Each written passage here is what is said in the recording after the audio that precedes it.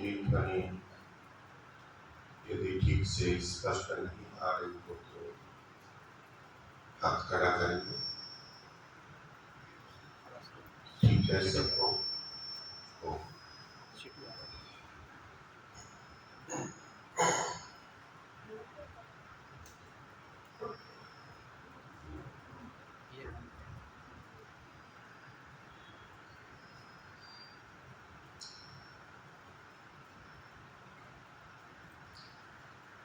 आराम करके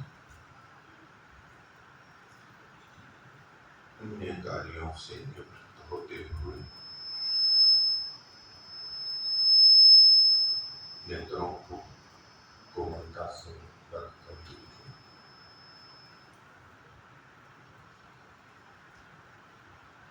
अंतर्मुखी होते हुए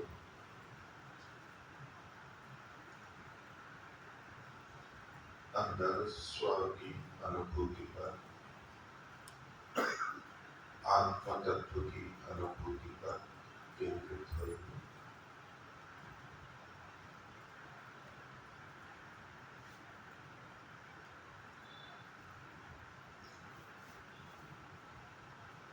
चेतन अनुभव करने वाला मैं आत्मा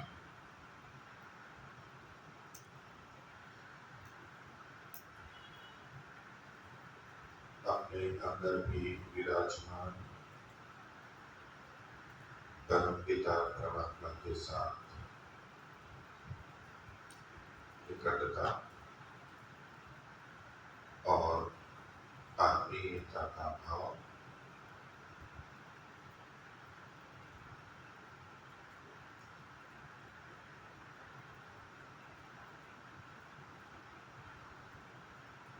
ईश्वर से निकटता और आत्मीयता बनाए रखते हुए 3 बार प्रभु के नाम ओम का उच्चारण करेंगे। श्वास भरिए।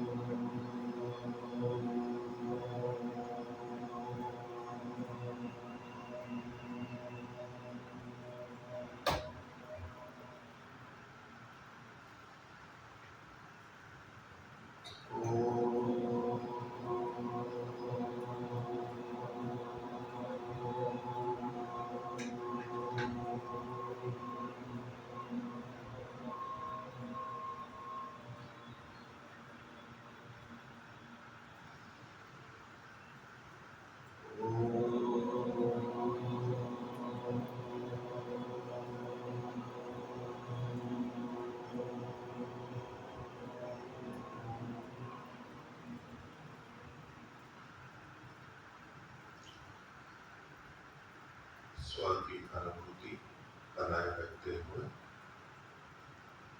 अपने को उसी बिंदु पर अंदर केंद्रित रखते हुए और परमात्मा की निकटता का भाव रखते हुए धीरे से नेत्रों को खोल लीजिए।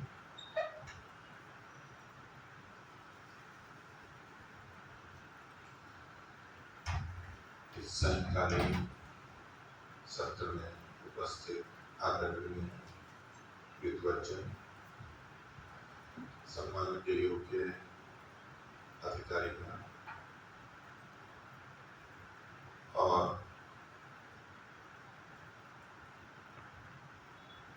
सम्मान के योग्य सभी धर्म प्रेमी, अध्यात्म प्रेमी, सज्जन महानुभाव और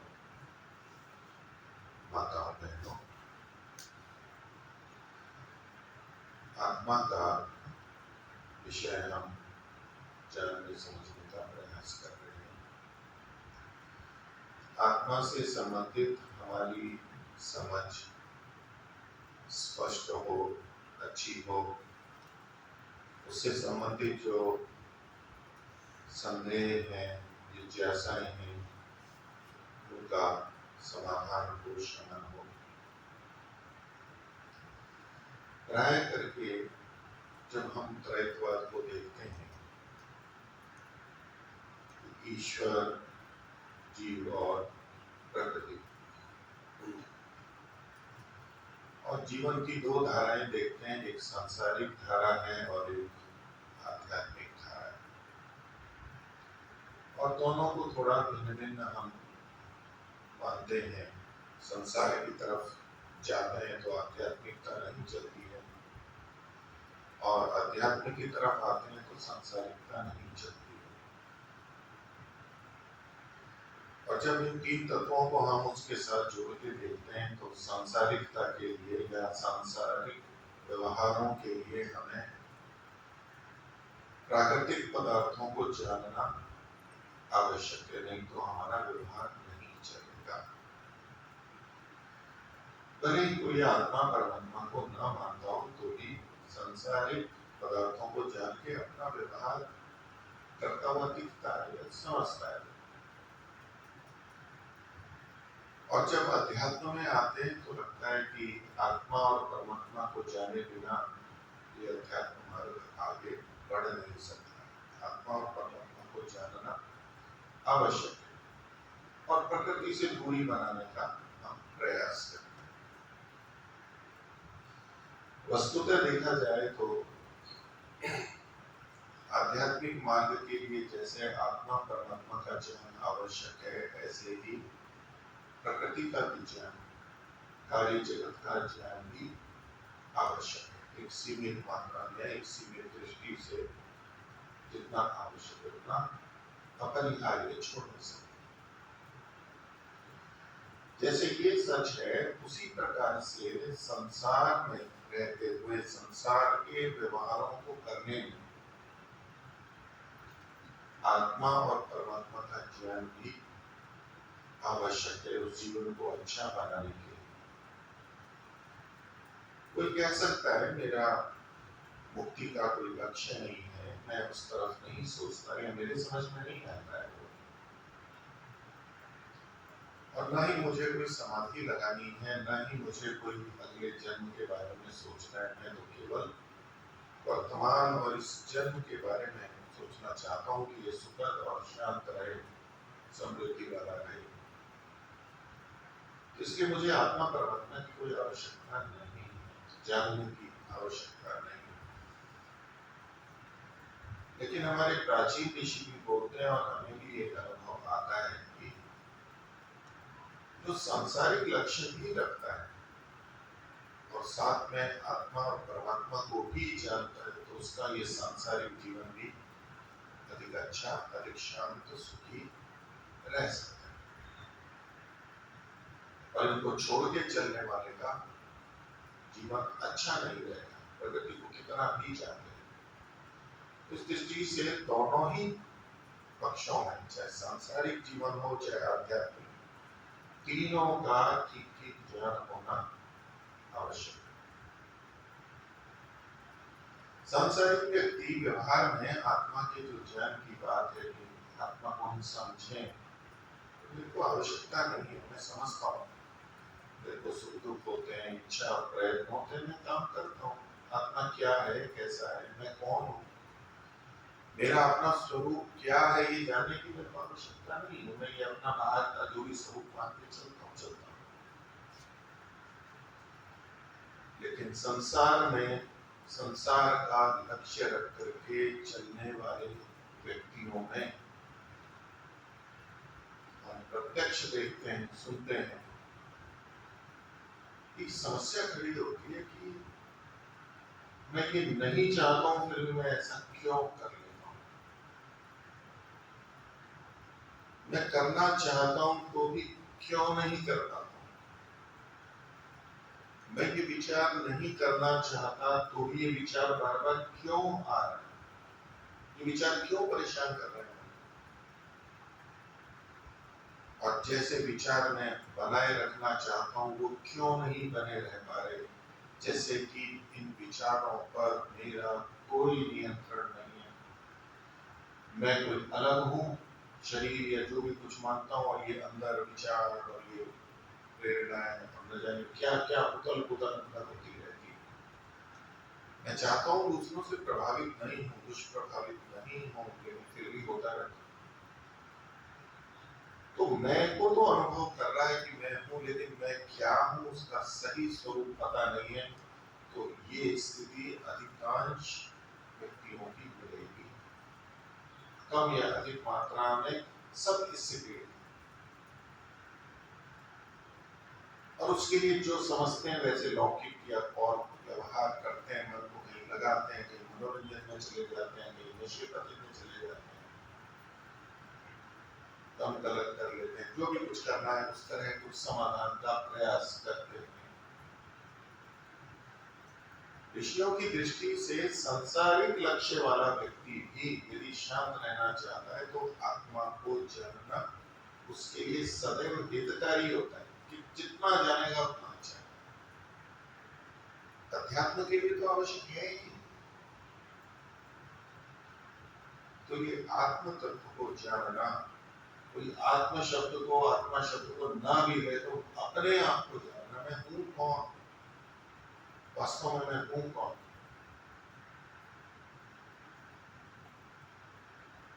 महर्षि दयानंद बचपन में घर से निकले थे, उद्देश्य क्या था? सच्चे शिव की खोज करना। शिव तो पता थे, सुने थे, सच्चे शिव को खोजना। और जब गुरु विजयानंद जी के वहां पर पहुंचे तो वहां जो वो खटखटाया उन्होंने और फिर उत्तर आया तो क्या पूछा? अंदर से क्या आवाज आई थी? कौन हो? क्या उत्तर मिले? यही तो जानने आए।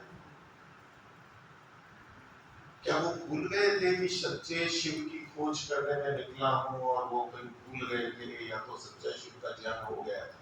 ये दोनों बातें बड़ी महत्व की।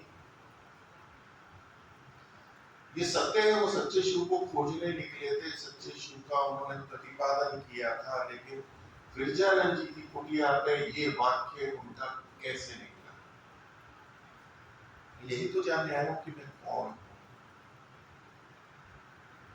अर्थात ये कोई विषय उनका छूटा नहीं था, लेकिन सच्चे शिव की खोज के लिए भी कोई निकलता है तो ये मैं तो बीच में आएगा कि मैं कौन हूं, मेरा स्वरूप क्या है। तो ये तो बोध सब व्यक्तियों को रहेगा और अपने को जानने का प्रयास हमें करते ही रहना होता है। और दूसरों को जानने का जितना हम प्रयास करते हैं उससे कहीं अधिक जानने का प्रयास अपने लिए हमारे लिए आवश्यक है। जीवन के किसी न किसी पड़ाव पर तो सोचते समझते हैं इस बिंदु पर पहुंच ही जाते हैं कि मेरे को जानना ज्यादा आवश्यक है बजाय दूसरों को जानना।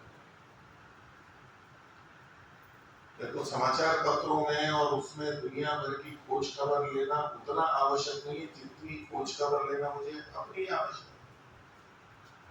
समस्या यहाँ अंदर बनी हुई है बहुत अधिक। इसलिए अध्यात्म में और लौकिक दृष्टि से भी अध्यात्म में तो आवश्यक ही है। अध्यात्म में आता ही वो व्यक्ति है जो संसार से संतुष्ट नहीं है पूरा। संसार मुझे पूरा सुख नहीं दे पा रहा, तभी तो इधर आता है और फिर ये आत्मा के ऊपर केंद्रित होता है।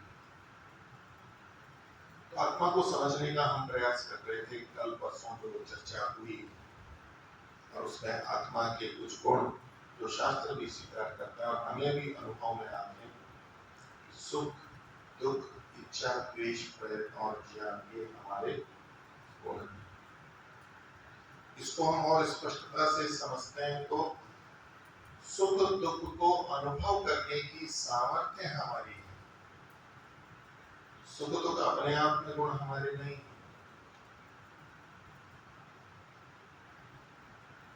इच्छा और द्वेष इसको करने की मूलभूत सामर्थ्य हमारी है, लेकिन जो बहुत सारे इच्छा और द्वेष हमारे भिन्न भिन्न होते हैं, देश काल परिस्थिति के अनुसार वो विभिन्न निमित्तों से युक्त हुए हैं।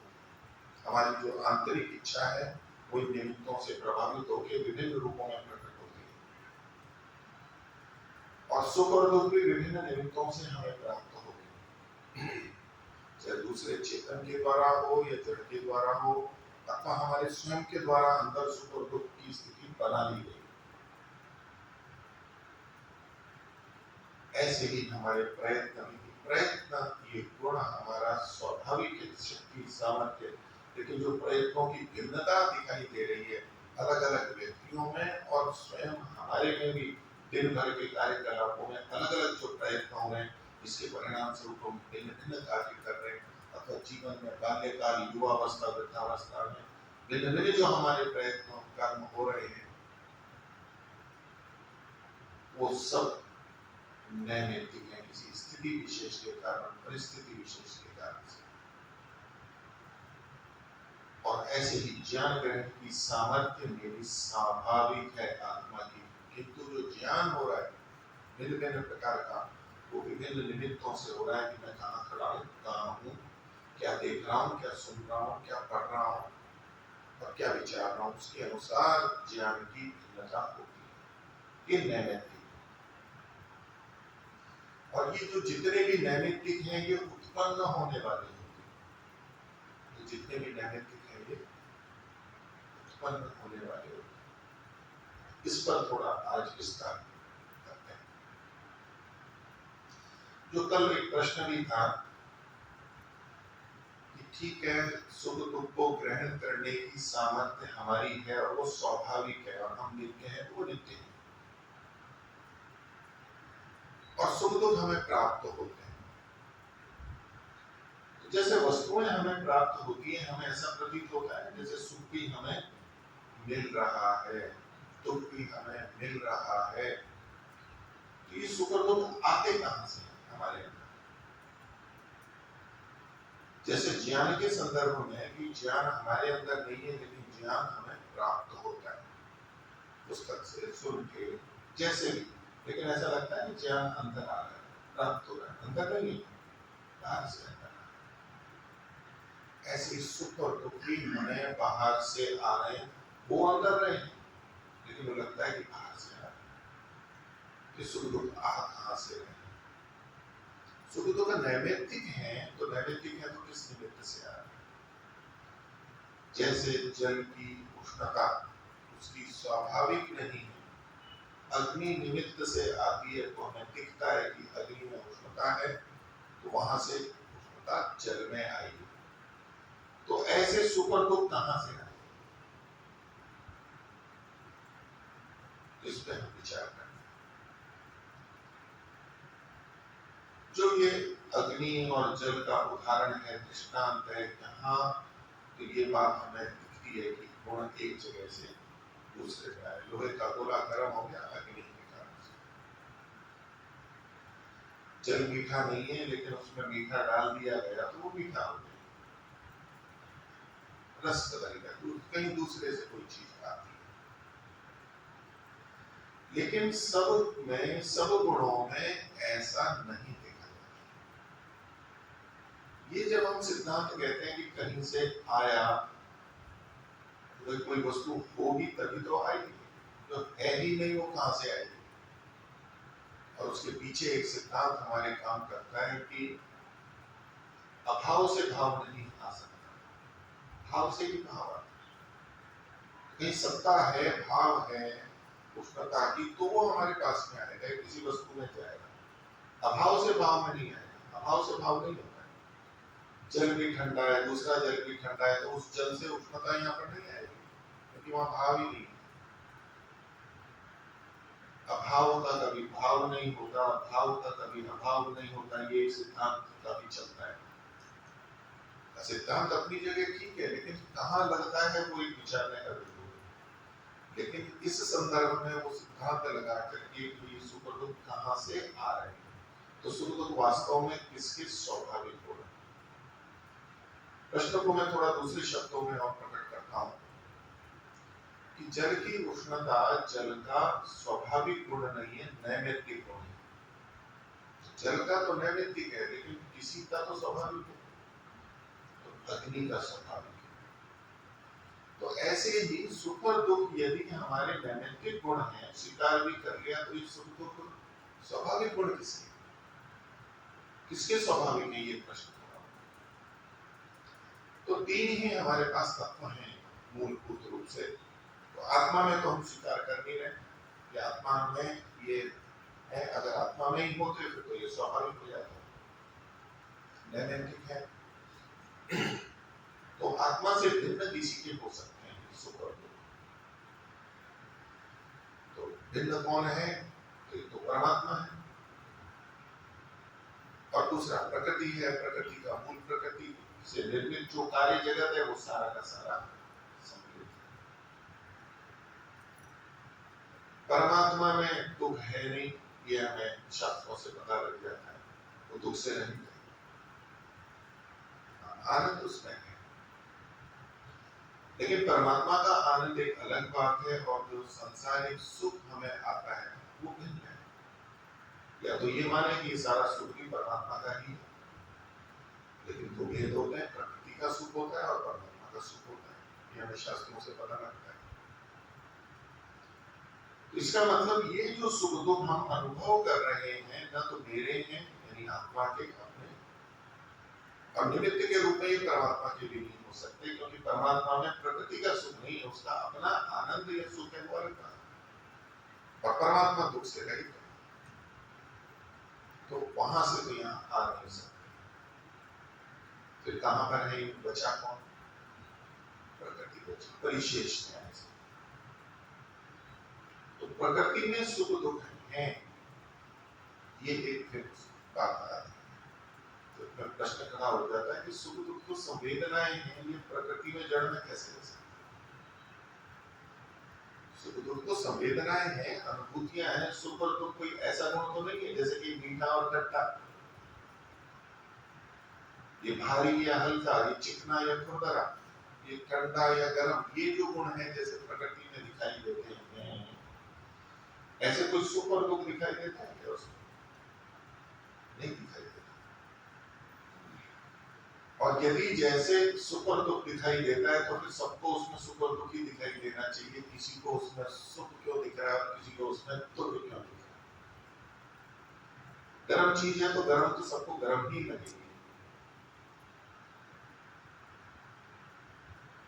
किसी को भेद हो सकता है अपने अलग अलग शरीर की स्थिति के अनुसार, कि किसी को कम गर्म लगे, किसी को अधिक गर्म लगे, लेकिन गर्म तो गर्म ही लगेगा।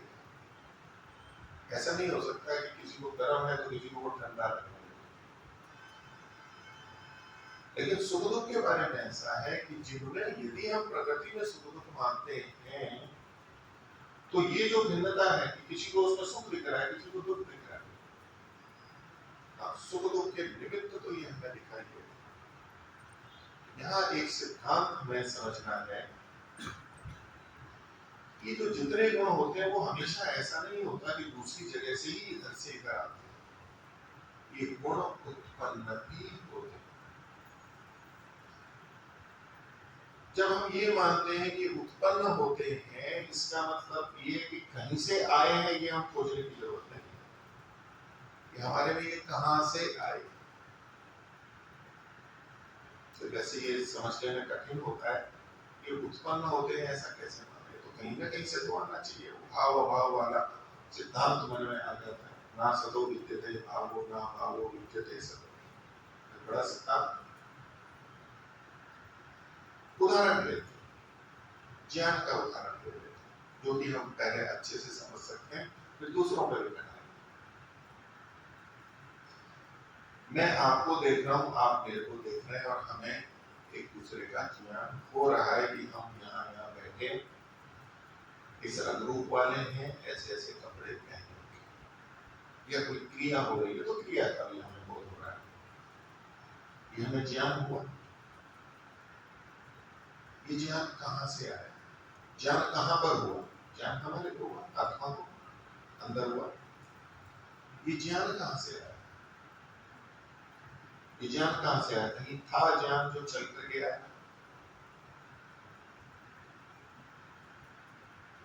चलिए सिद्धांत अगर कहेंगे कि कहीं ना कहीं से आया तो कहेंगे कि वहां से चल कर आया।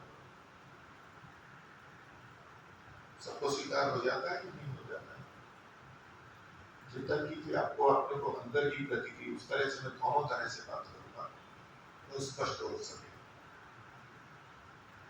वो ज्ञान वहां से चल के हमारे तक आया ऐसा हम कह सकते हैं? उसकी क्या विधि प्रक्रिया होगी, वहां से कैसे चल करके आया? नेत्रों से। देख रहे हैं तो नेत्रों से आया। तो नेत्रों का विषय क्या है? रूप गुण। क्या नेत्रों का विषय ज्ञान है? यद्यपि ये ज्ञानेंद्रिय है, इनसे ज्ञान की प्राप्ति होती है, लेकिन हमें किस ज्ञान की? केवल रूप प्राप्त हुआ है हमारे को, रूप प्राप्त हुआ। तो क्या रूप वहां से चल करके और आपके यहाँ से हट करके हमारे पास अंदर चला गया? जैसे कि अग्नि की उष्णता जल में चली गई, ये हम मानते, तो क्या रूप गुण वहां से निकल करके यहाँ पर आ गया अंदर? नहीं। जो वस्तु जैसी है, जिस रूप वाली है, वो तो वहां पर वैसा का वैसा है। तो रूप गुण, यहाँ तो चर्चा तो है ज्ञान की, ये जो रूप गुण आया, रूप का ज्ञान हुआ, वो वहां से निकल करके यहाँ पर आया? नहीं आया। तो वहां से क्या आया? रूप गुण आया केवल। अब रूप ही निकल के नहीं आया, वो प्रकाश की किरणें आई, वो हमारे यहाँ आई। उस वस्तु का रूप अपना है, लेकिन हमें कुछ ऐसी संवेदनाएं नेत्र पटल में, दृष्टि पटल में गई, वहां से दृष्टि तंत्रिका से, ऑप्टिक नर्व से हमारे मस्तिष्क में दृष्टि केंद्र तक पहुंची, और वहां कुछ जो भी स्थिति बनी और हमें बोध हो गया कि ये ऐसे ऐसे व्यक्ति यहाँ बैठे हैं। अब ये ज्ञान हो गया। अब प्रश्न है कि ज्ञान बाहर से आया, वो सिद्धांत माने, अथवा ज्ञान उत्पन्न? बाहर से आया या उत्पन्न? क्या विचार?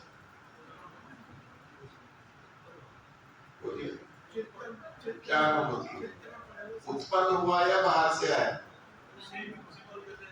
कुछ कह रहे हैं उत्पन्न हुआ, कुछ कह रहे हैं पहले आया और फिर उत्पन्न हुआ। अगर आया तो उत्पन्न होने की क्या जरूरत है?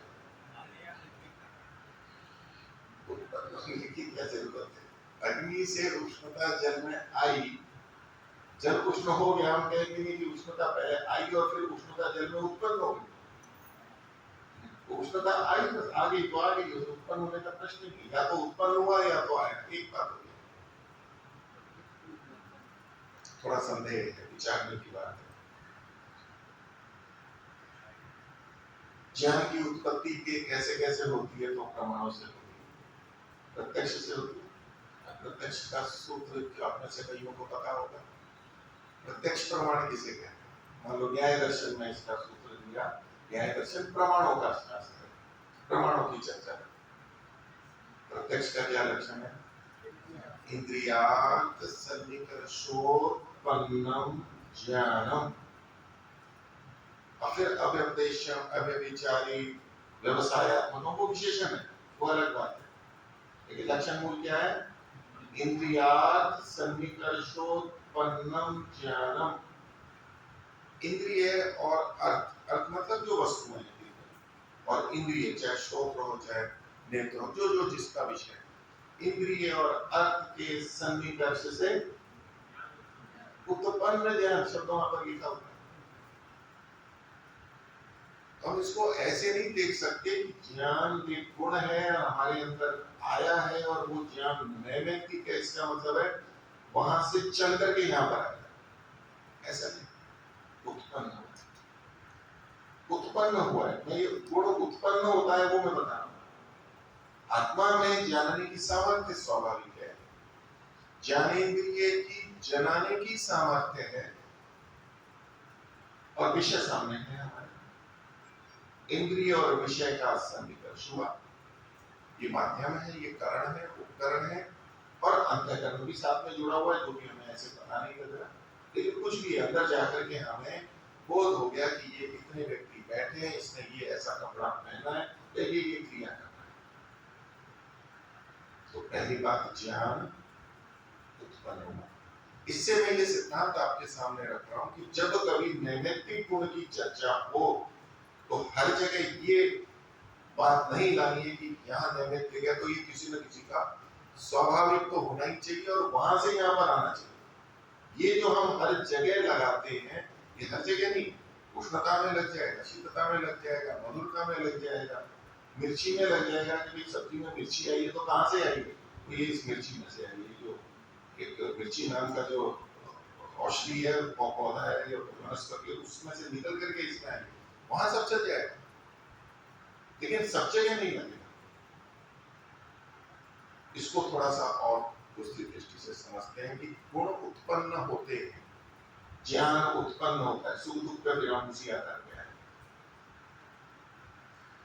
कल जो ज्ञान की चर्चा थी कि नैमित्तिक ज्ञान है, तो नैमित्तिक ज्ञान दो तरह से, एक दूसरा कोई हमें बताता है, सुनाता है, या हम पुस्तक पढ़ के एक पढ़ लेते हैं, हमें ज्ञान दे देता है, और दूसरा हम इंद्रियों से जान लेते हैं। दो भाग थे।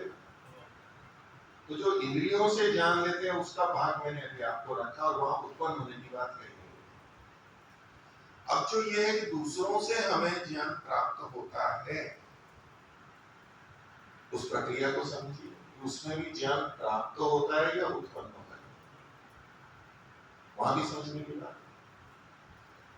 हमने देने से वो वस्तु या हटने से वस्तु घटती है या बढ़ती है? देने से, अब मत कहना कि दान देने से धन बढ़ता है, वो प्रक्रिया अलग है। हमने दान दिया, पुण्य बना और उससे फिर नया धन दिखाया, उस तरह। लेकिन अगर हमने अपनी जेब से, अपने धनागार से चेक या धन दिया है, तो वो कम होता है या बढ़ता है? बढ़ता है। और ज्ञान के बारे में प्रसिद्ध क्या है कि ज्ञान को देने से ज्ञान घटता है या बढ़ता है? तो अगर ज्ञान उधर से निकल के आ रहा है तो घटना चाहिए, घटना चाहिए। अब घट तो नहीं रहा, उल्टा बढ़ रहा है। देखिए कैसी विचित्र बात है। अर्थात वहां भी उत्पन्न हो रहा है, अब वहां भी बढ़ रहा है और वहां भी बढ़ रहा है, और हमारे में भी बढ़ेगा। ये कहां से वृद्धि हो गई? ये वृद्धि कहां से हो गई? अब इसको यूं समझे कि दूसरों से हमें ज्ञान प्राप्त हुआ। कैसे प्राप्त हुआ? कैसे प्राप्त हुआ, कोई बोलो। नहीं, दूसरों से कैसे ज्ञान प्राप्त होता है, कोई एक उदाहरण दो। दूसरे ने बोला, बोल करके समझ शब्द ज्ञान, या तो पढ़ के ले लो। बोलने का उदाहरण ले लेते हैं कि किसी ने बोला कि वहां पर टंकी भर गई है और आप मोटर बंद कर, टंकी भर गई है, पानी गिर रहा है। किसी ने हमें बोला और हमें ज्ञान हुआ, उसको अपना ज्ञान है और हमारे को ज्ञान हुआ। तो वो ज्ञान हमें कैसे प्राप्त हुआ? उन्होंने क्या किया था? उन्होंने ज्ञान दिया था या कुछ शब्द और वाक्य दिए थे हमारे को?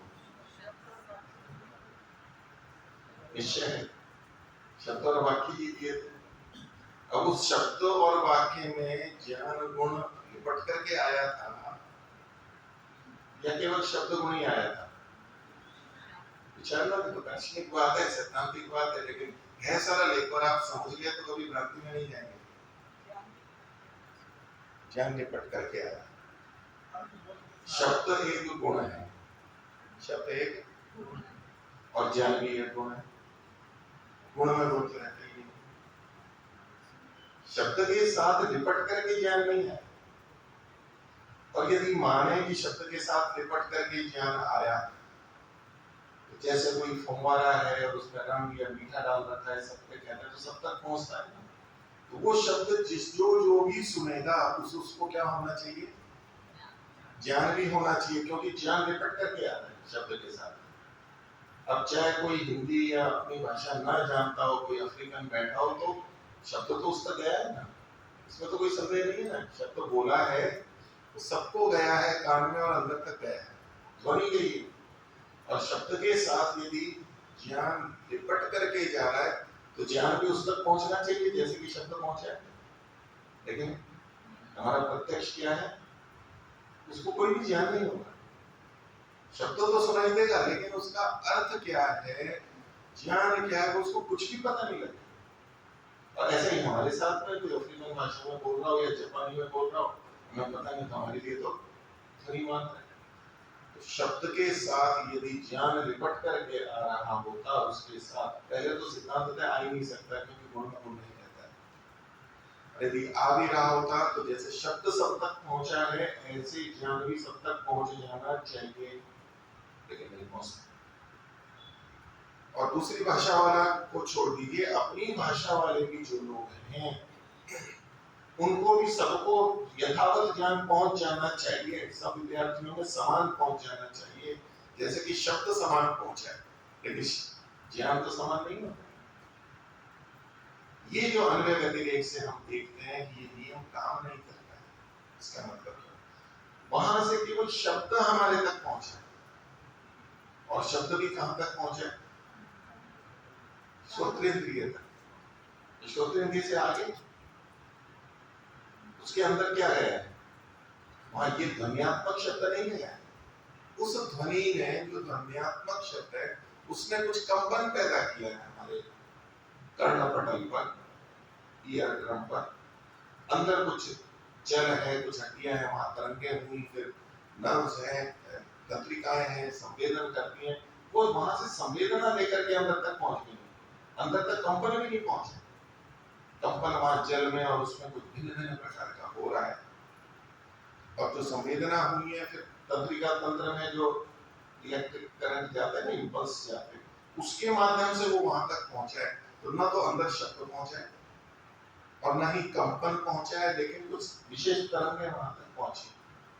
इसके लिए हमारे यहाँ पर शब्द शास्त्र भी बड़ा गंभीर है। हमारे यहाँ एक ध्वन्यात्मक शब्द होता है, एक स्फोटात्मक शब्द होता है। स्फोटात्मक, स्फोट शब्द, स्फोट, वर्ण वर्ण ध्वन्यात्मक, वर्ण स्फोट। शब्द है तो शब्द स्फोट, वाक्य है तो वाक्य स्फोट। वो वाक्य स्फोट होता है जो कि अंदर है। विस्फोट मतलब आप वो फटना बोलते हैं, विस्फोट शब्द आप बोलते हैं। विस्फोट शब्द तो सुना ना, वी को हटा दीजिए, विस्फोट शब्द है। अर्थात अंदर हमारे को वो प्रकट होता है, ये प्रक्रिया है। तो ना तो शब्दों के साथ में ज्ञान प्रकट करके आया, ना वहां ज्ञान कम हुआ, लेकिन वो शब्द यहाँ आके विभिन्न रूपों में बदल बदल करके हमारे तक ऐसे पहुंचे कि जो उस भाषा को जानता है, जिनका उस संकेत के साथ अर्थ संबंध बना हुआ है, कि नाक बोलेंगे तो ये बोध होगा, स्टैंड बोलेंगे तो इसका बोध होगा, जो पहले से शब्दार्थ संबंध बन चुका है, उनको वो वहां पर स्फोट हो जाएगा कि ये कहना चाह रहा है। वो केवल संकेत लेकर के जा रहे, ज्ञान नहीं लेके जा रहे। ज्ञान तो अंदर उत्पन्न हो रहा है। इसलिए कहा इंद्रियार्थ सन्निकर्षोत्पन्नम ज्ञानम, वो इंद्रिय और अर्थ के सन्निकर्ष से ज्ञान उत्पन्न हो रहा है, लिपट के नहीं आ रहा है। ज्ञान के संदर्भ में स्पष्ट हो गया। आप पुस्तक ले लीजिए, पुस्तक हमने पढ़ी, हम कहते हैं ये ज्ञान की पुस्तक है, ज्ञान का भंडार है ये, तो हम पढ़ रहे हैं और हमारे को ज्ञान हो रहा है। तो क्या वो ज्ञान उस पुस्तक में है, वहां से निकल के हमारे तक पहुंचा है? नहीं पहुंचा। वहां से क्या पहुंचा हमारे तक? हम पुस्तक को पढ़ रहे हैं, ज्ञान हुआ, यहाँ लिखा है कि मार्ग इधर है, हमारे को ज्ञान हुआ, इधर निकलने का मार्ग है, लिखा हुआ है। उससे जो हमारे को बोध हुआ, वो कैसे हुआ? वहां से क्या आया हमारे पास? अक्षरों की रचना, लिपि जो नेत्र से दिखाई देती है, जो आड़ी टेढ़ी जो भी है, हमारे पास वो पहुंची। अब वो अंदर हमारे तक पहुंची, उसके संकेत पहुंचे, लेकिन उसका अर्थ क्या है? वहां मान लीजिए गौ है तो गौ शब्द लिखा है, उसके साथ क्या गाय भी बंधी हुई है कि जिसको देख के अर्थ का बोध हो जाता है? हाँ, गाय प्राणी है, उसको देखेंगे तो बोध हो जाएगा कि गाय ऐसी है, इतनी लंबी छोटी। लेकिन जो गाय शब्द है, उसको पढ़ने के बाद में गाय का बोध कहां से हो गया? क्या वह गाय बंधी हुई है उसको शब्द के साथ? नहीं बंधी। कैसे हुआ? वो शब्द संकेत अंदर गया, और गौ शब्द का क्या अर्थ है, ये संबंध हमारा पहले बन चुका है। जिसका बन चुका है उसको वो शब्द सुनते ही पता लग जाएगा कि ये चीज, ये संकेत से होता है, इसको स्फोट बोलते हैं। तो जो ज्ञान है, ये ज्ञान बाहर से आया है या उत्पन्न हो रहा है? उत्पन्न। कल मैंने मोटी भाषा में बात रखी कि कुछ तो दूसरों से ज्ञान प्राप्त होता है, कुछ हम अपने प्रत्यक्ष आदि प्रमाणों से ज्ञान प्राप्त करते हैं। तो दूसरों से भी जो प्राप्त होता है, वास्तव में ज्ञान वहां से चल के हमारे अंदर नहीं जाता, हमारे अंदर उत्पन्न होता है, उत्पन्न होता है। लोक की बात कर रहा हूं। तो इससे एक सिद्धांत आपको स्पष्ट हो गया होगा कि गुण उत्पन्न होता है। शास्त्र की भी सम्मति है और हम इस प्रक्रिया को भी अब सूत्र क्या है? प्रश्न यही था ना कि सुख दुख हमारे नैमित्तिक हैं, तो कहीं ना कहीं से तो आए होंगे। इसका कोई ना कोई आधार या उपादान कारण होगा जिसके कि सुख दुख स्वाभाविक गुण होंगे। प्रकृति, ये इंद्रियां सब हमारे को सुख दुख यानी अनुकूलता प्रतिकूलता उत्पन्न करने में केवल निमित्त बनते हैं। सुख दुख भी अनुभूति है और ये उत्पन्न होती है और उत्पन्न होने के बाद में समाप्त हो जाए। कल जो ज्ञान और सुख दुख में भेद वाला प्रश्न था, तो सुख दुख अनुभव होता है, समाप्त हो जाता है।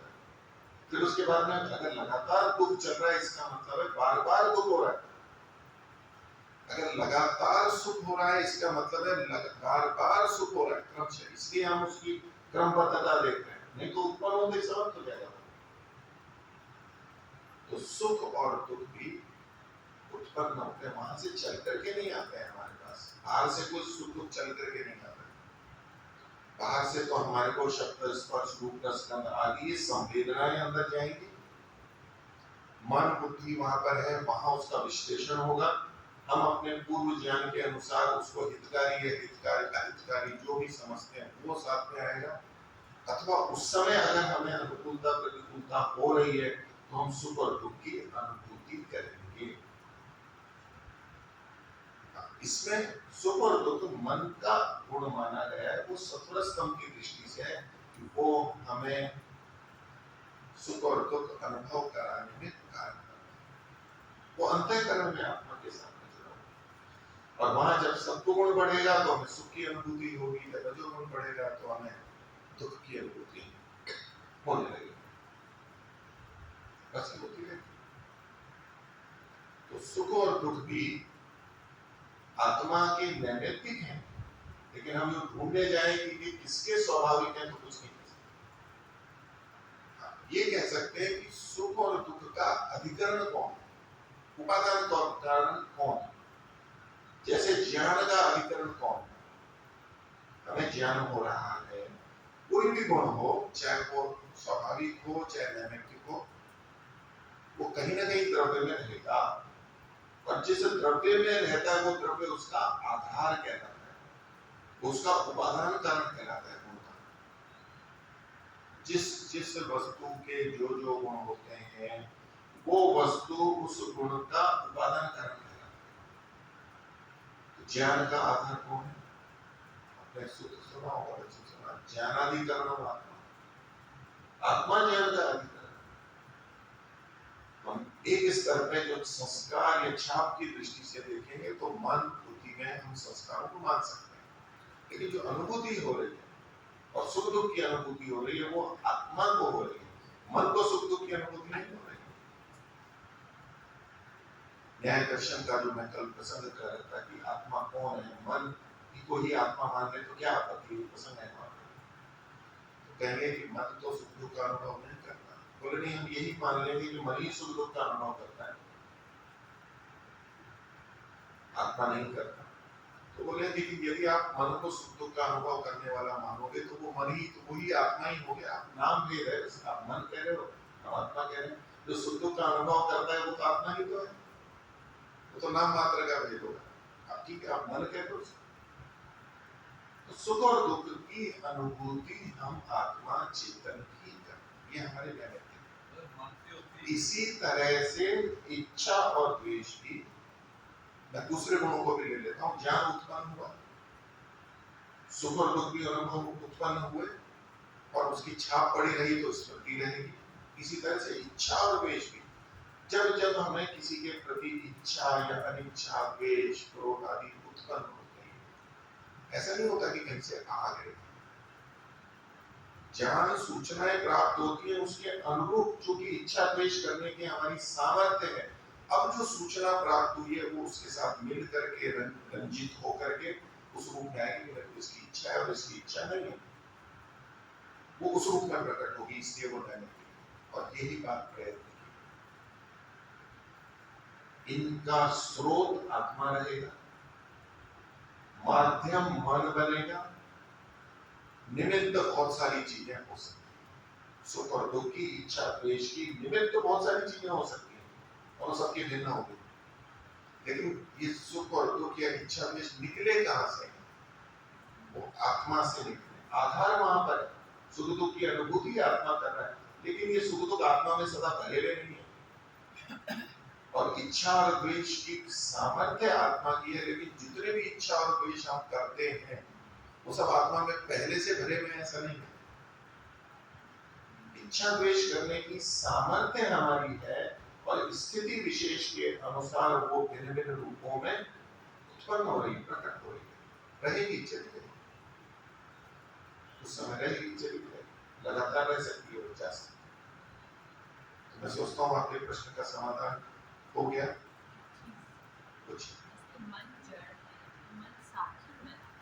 मन जड़ है और मन साधन है, बिल्कुल।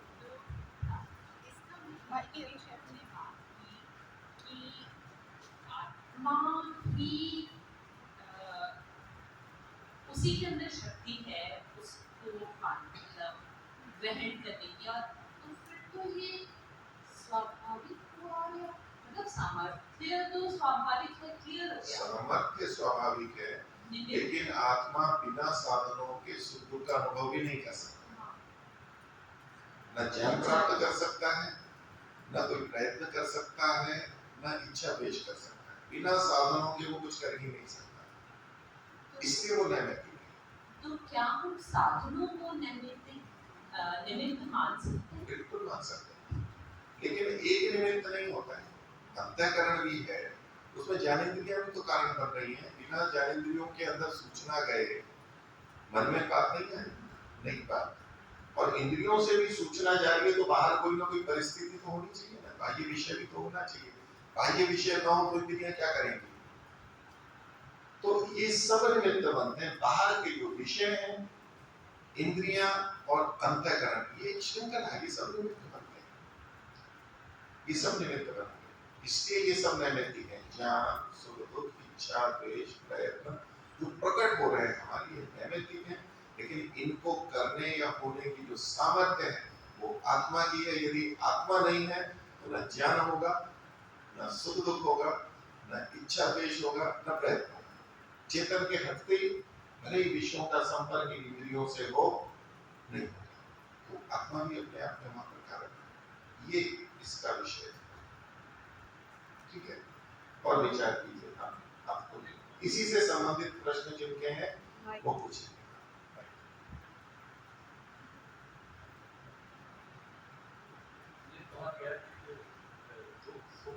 थोड़ा पास में ले लीजिए।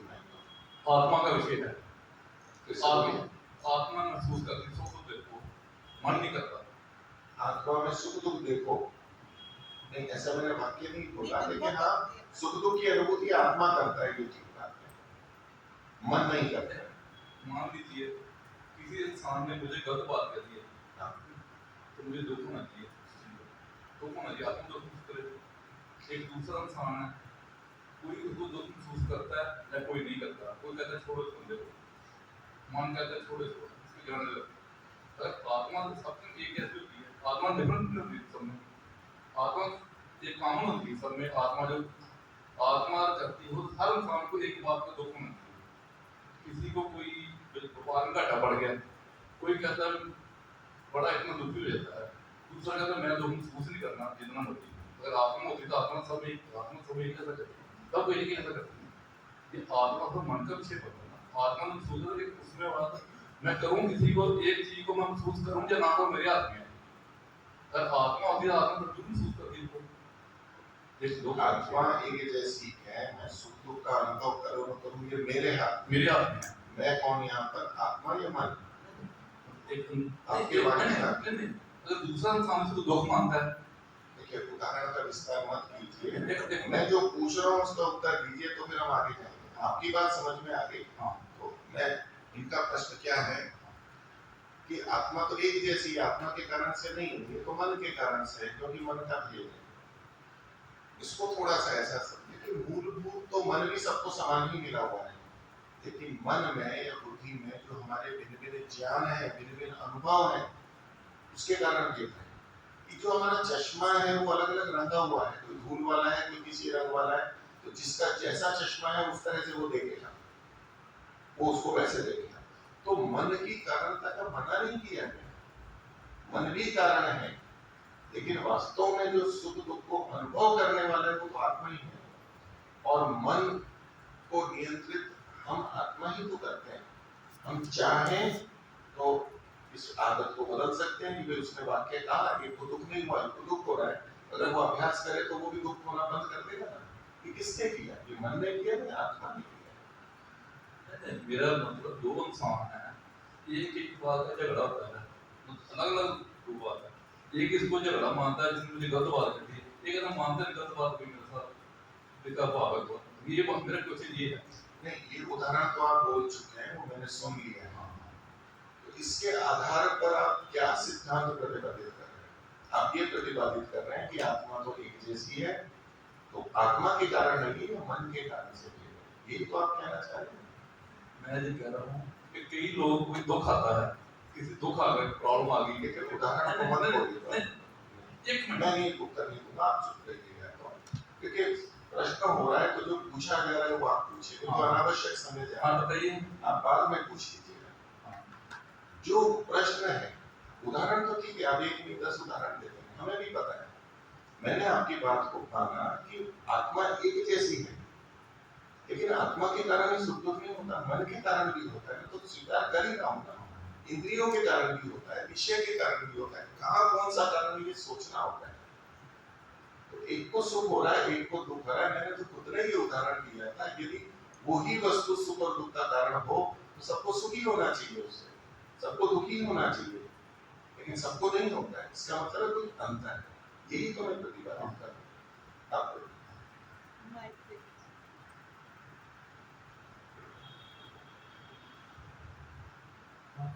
आचार्य जी बहुत अच्छी तरह समझ में आया और बड़ी गहराई तक शायद पहली बार सुनने को मिला कि ना, पर थोड़ा सा ये बच गया कि जो सुख दुख उत्पन्न हो रहा है वो आत्मा का तो है नहीं, तो उसका कोई आधार और कोई निमित्त हम किसको माने में, तो वो मुझे स्पष्ट नहीं था। जैसे आपने बताया कि सुख दुख का निमित्त, हाँ निमित्त या आधार जो बताया, निमित्त और आधार तो अलग अलग शब्द है। आधार जो मैं बोल रहा था वो उपादान कारण के रूप में बोल रहा था। तो जब आत्मा सुख दुख को अनुभव कर रहा है तो उस समय वो जो सुख और दुख गुण है उसका आधार आत्मा ही बनाता है। ठीक, गुण का आधार उपादान कारण वो द्रव्य